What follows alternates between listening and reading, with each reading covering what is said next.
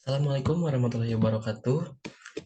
Halo teman-teman semua, perkenalkan nama saya Fahmi Aepi. Saya mahasiswa psikologi Universitas Informatika dan Bisnis Indonesia, yang dimana dalam video ini saya sedang melaksanakan tugas UTS mata kuliah KPT Seleksi Klinis. Pada kesempatan kali ini saya akan menjelaskan mengenai fenomena, variabel, dan juga penelitian sebelumnya. Untuk yang pertama adalah judul. Pada penelitian ini, judul saya ambil adalah kecemasan terhadap kesehatan mental pada generasi Z. Kemudian, pada fenomenanya, maraknya individu yang mengalami kecemasan terhadap kesehatan mental akibat adanya efek dari literasi media mengenai kesehatan mental sehingga berakhir self-diagnose. Kemudian, minimnya edukasi terkait kesehatan mental yang disertai dengan bahayanya self-diagnose membuat banyaknya individu mengalami kekhawatiran atau kecemasan. Berlebih, kesehatan mental yang membacanya melalui media tersebut.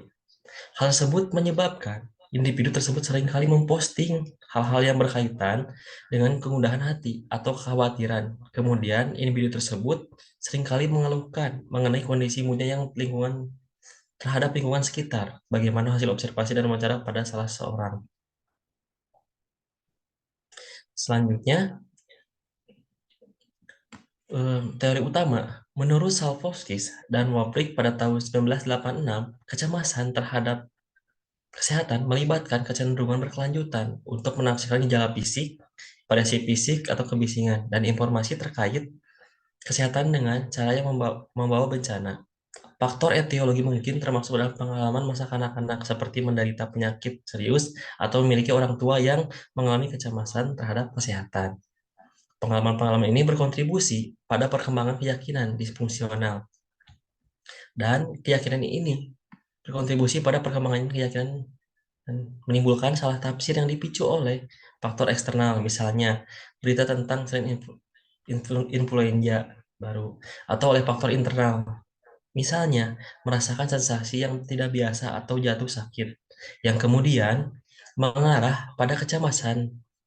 Kecemasan ini disebabkan oleh beberapa faktor, termasuk perhatian selektif terhadap informasi konfirmasi penyakit, fokus pada gejala yang mengarah ke gejala yang semakin parah, dan serangkaian perilaku keselamatan untuk memeriksa, mencari kepastian, atau menghindari sesuatu yang memicu kekhawatiran kesehatan. Kemudian, menurut Salfovsky juga, pada tahun 1996, kecemasan adalah respon emosional yang normal terhadap stres atau bahaya. Kecemasan dapat menjadi adaptif, membantu kita untuk menghindari bahaya atau mengambil tindakan menyelesaikan masalah. Namun, kecemasan juga dapat menjadi maladaptif, mengganggu kemampuan kita untuk berfungsi dalam kehidupan sehari-hari. Selanjutnya, Sapsowski dan juga rekannya mengidentifikasi tiga jenis kecemasan utama. Yang pertama adalah kecemasan umum, ditandai dengan perasaan khawatir dan ketegangan yang berlebihan dan tidak terfokus pada peristiwa atau situasi tertentu. Dan selanjutnya ada kecemasan sosial, ditandai dengan ketakutan yang intens dan persisten akan situasi sosial, di mana individu takut dievaluasi atau dipermukakan oleh orang lain. Selanjutnya, gangguan panik, ditandai dengan episode tiba-tiba dan instan dari ketakutan dan kengerian, yang sering disertai dengan gejala fisik, seperti sesak napas dan pusing, berkeringat juga. Gejala kecemasan dapat meliputi emosional, yaitu ketakutan, khawatir, gelisah, dan mudah marah, sulit berkonsentrasi, mudah tersinggung, mudah lelah, dan sulit tidur. Kemudian ada fisik, sesak napas, jantung berdebar kencang, gitu, berkeringat gemetar, mual, diare, dan sakit kepala. Selanjutnya ada perilaku, yaitu menghindari situasi yang memicu kecemasan, melakukan ritual atau kebiasaan tertentu untuk mengurangi kecemasan, dan penyalahgunaan zat penting untuk dicatat bahwa tidak semua orang yang mengalami kecemasan akan mengalami semua gejala ini.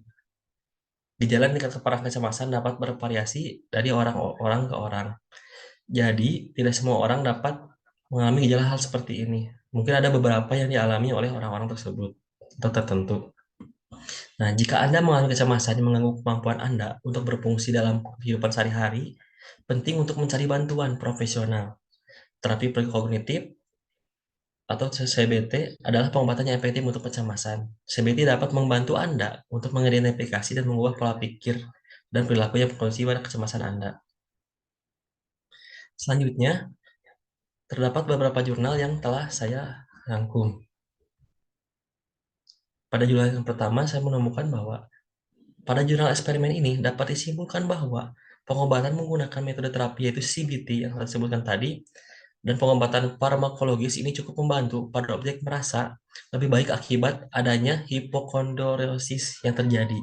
Sehingga terdapat perubahan yang signifikan sebelum perlakuan dan sudah perlakuan. Salah seorang objek kembalinya, ia ke komunitas asalnya, ia memulai CBT kelompok dan individu dengan terapis yang berpengalaman dalam pengobatan gangguan kecemasan. Pasien dapat kembali bekerja paruh waktu dan akhirnya mulai bersekolah seperti biasa. Pada tindak lanjut terakhir, 10 bulan pasca perawatan, ia terus mengikuti rencana perawatan setelahnya bekerja dan bersekolah paruh waktu. Hal tersebut dapat menjadi bukti bahwa perlakuan yang diberikan memberikan pengaruh positif pada individu tersebut. Namun, meskipun CBT dan farmakologi telah menunjukkan aktivitas, tujuan pengobatan harus fokus tidak hanya pada pengurangan gejala, tetapi juga pada peningkatan kualitas hidup. Penyelidikan lebih lanjut mengenai pengobatan yang efektif untuk kecemasan kesehatan dan hipokondriasis akan membantu menentukan mekanisme perubahan untuk berbagai komponen.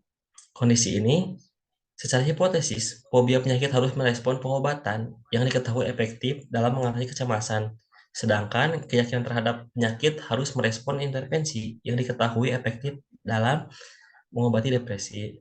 Nah, selanjutnya pada jurnal kedua,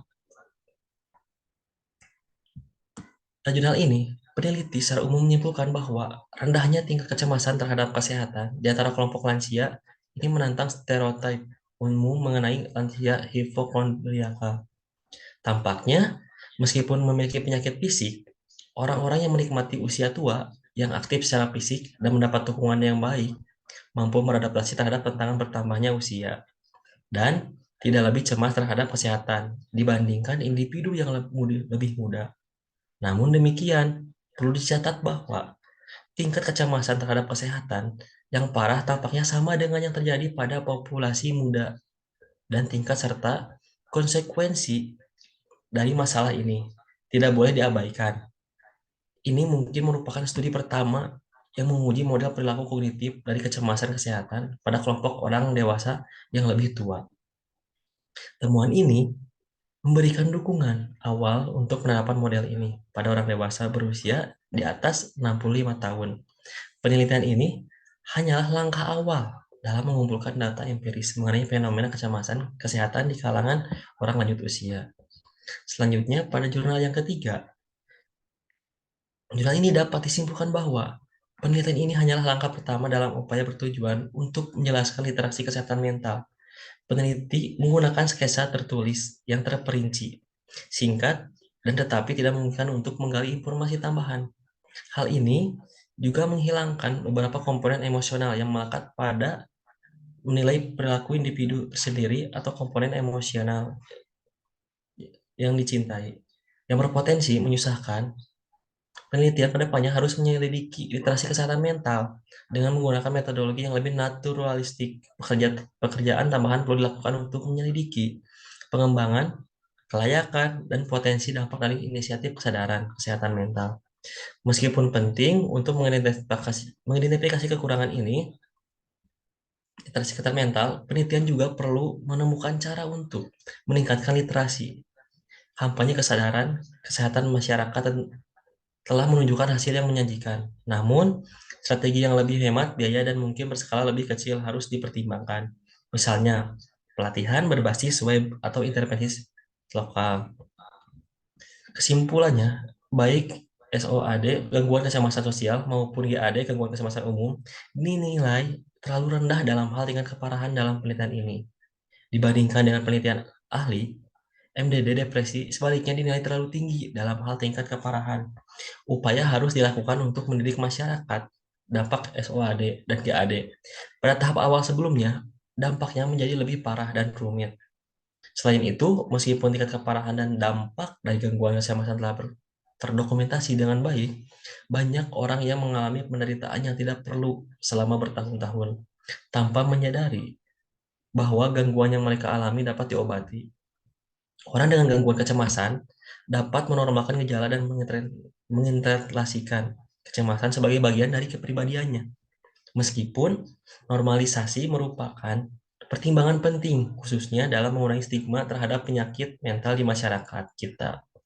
Hal ini dapat menyebabkan semakin buruknya kesadaran akan tekanan yang dapat diobati. Distres yang tidak diobati pada dirinya dapat menjadi faktor risiko, komplikasi lebih lanjut, dan prognosis yang lebih buruk.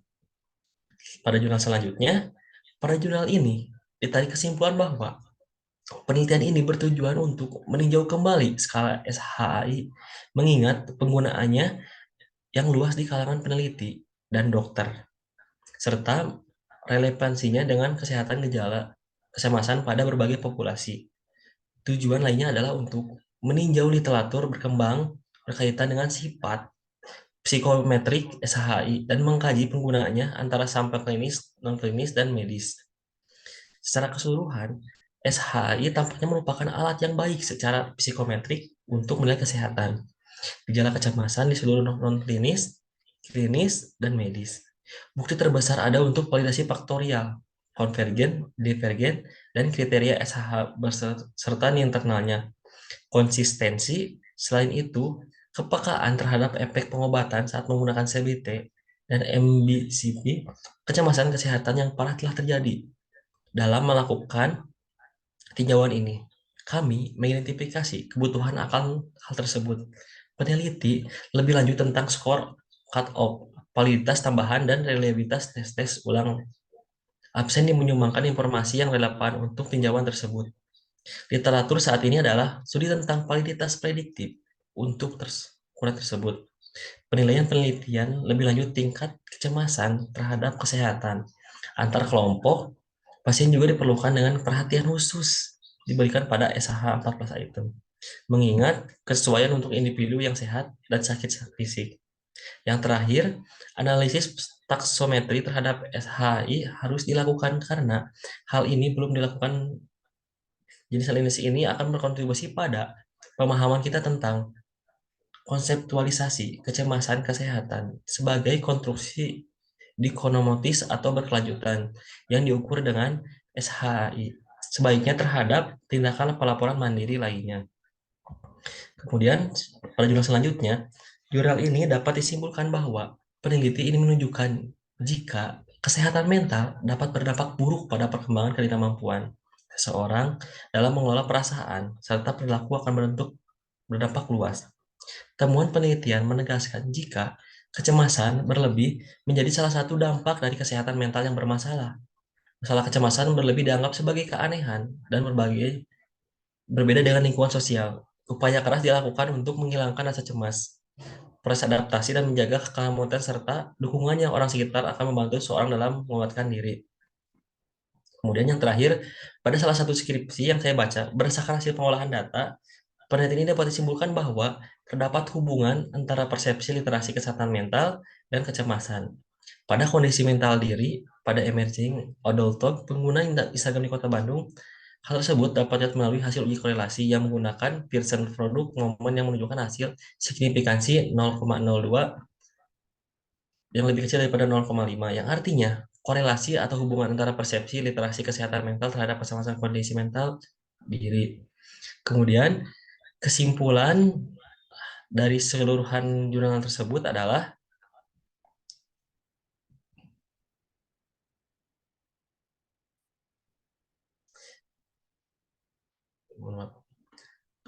berdasarkan jurnal dan skripsi yang sudah saya baca atau temui, saya simpulkan bahwa banyaknya kasus mengenai kesehatan mental yang disebabkan oleh hipokondriosis atau di mana seorang terobsesi dengan pemikiran bahwa dirinya mengidap suatu kondisi mental yang serius, tetapi tidak terdiagnosis. Biasanya, hipokondriosis ini disebut self-diagnose. Kondisi ini biasanya terjadi pada dewasa awal dan jarang terjadi pada lansia, sehingga efektivitas dalam pencegahannya di antara lain adalah terapi CBT.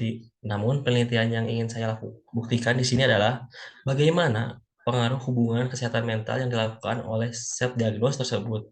Sehingga individu memiliki kecenderungan cemas, terutama pada generasi Z. Saya juga ingin mengetahui reliabilitas alat ukur SHI dengan skala lain yang dikaitkan dengan variabel untuk menunjang penelitian saya ini nantinya. Nah, sekian yang dapat saya sampaikan. Mohon maaf atas kekurangan.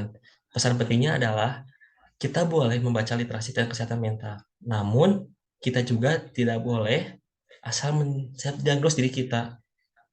Mungkin saya itu nggak boleh itu kenapa? Karena pada akhirnya kita yang awalnya sehat, kemudian saat kita memiliki pola pikir berpersepsi bahwa kita tuh akhirnya menjadi sakit gitu gara-gara persepsi kita setelah membaca diagnosis tersebut.